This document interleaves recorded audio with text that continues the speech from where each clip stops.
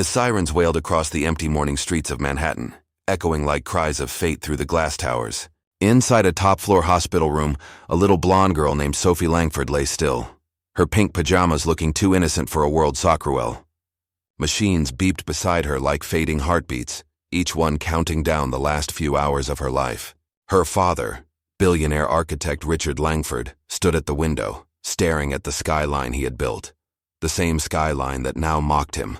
For the first time in his life, all his power, all his money, all his influence meant nothing. Doctors had said the words that shattered his world. 3 days. That's all she has. If you believe kindness still has the power to heal hearts, if you believe in miracles born from the most unexpected places, then please take a moment to like, comment, share, and subscribe to Kindness Corner. Because what happened next will remind you that sometimes the poorest hands carry therapist hearts. Richard had bought every hope money could buy. Specialists from Germany, treatments from Japan, even experimental therapies from Switzerland. Nothing worked. Sophie's condition, a rare immune disorder, had reached a point where her body rejected every medicine. On the 3rd day, when dawn spilled through the curtains, Richard felt his world caving in. He couldn't bear to stay inside that sterile room anymore.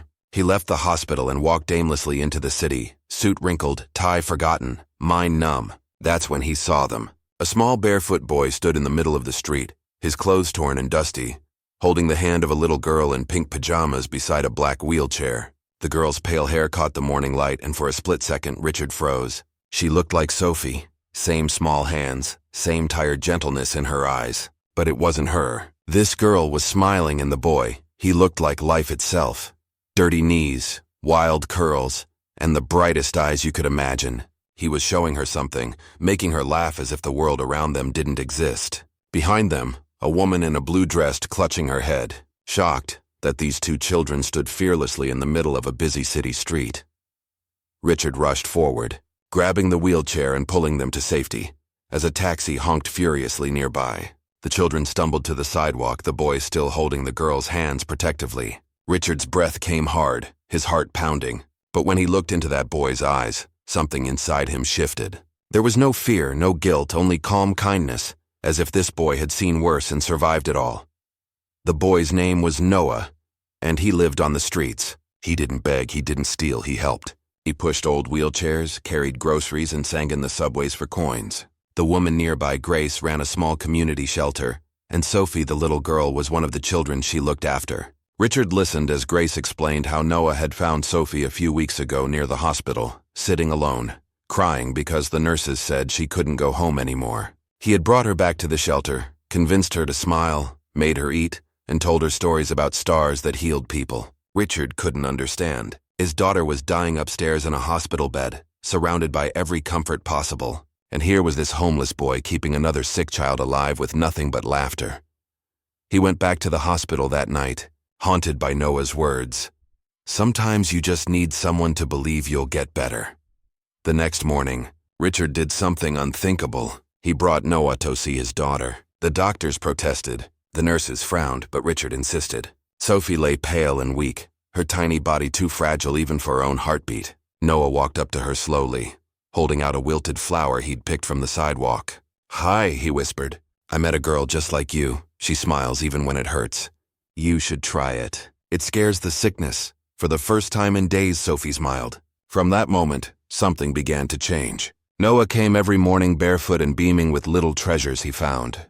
A feather, a pebble, a drawing he made with broken crayons. He told Sophie stories about the invisible garden, a magical place where every sick kid plants a flower when they smile, and when they laugh, it blooms in real life. Nurses noticed Sophie's oxygen levels rising slightly. Her color returned. The monitors stopped screaming and began whispering hope. Richard watched this miracle unfold with disbelief. He realized Noah wasn't healing her with medicine. He was healing her with connection, with love that didn't expect anything in return. The hospital staff, once skeptical, began letting Noah stay longer. Sophie's laughter started echoing down the sterile corridors, and the other children in the ward began smiling too. By the end of the week, long after the 3 days were gone, Sophie's condition had stabilized. The doctors couldn't explain it.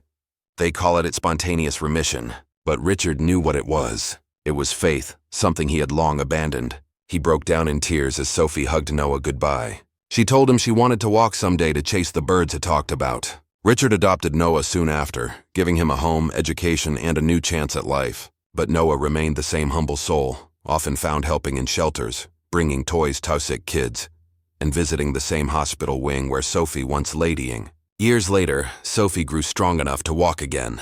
One sunny afternoon, she stood at a charity event beside her father and brother, the once homeless boy who saved her life. She handed him a small flower and whispered, "I kept it alive for your invisible garden." Tears filled Noah's eyes as he realized it was the same wilted flower he had once given her in the hospital, now pressed, framed, and kept safe all these years. That day, when Sophie stepped up to the stage to thank Theodores, she didn't talk about heroiness or her father's wealth. She spoke about Noah, about how sometimes miracles don't come wrapped in science or gold, but in the quiet kindness of a barefoot boy who refuses to give up on hope. If this story touched your heart, please take a moment to like, comment, share, and subscribe to Kindness Corner.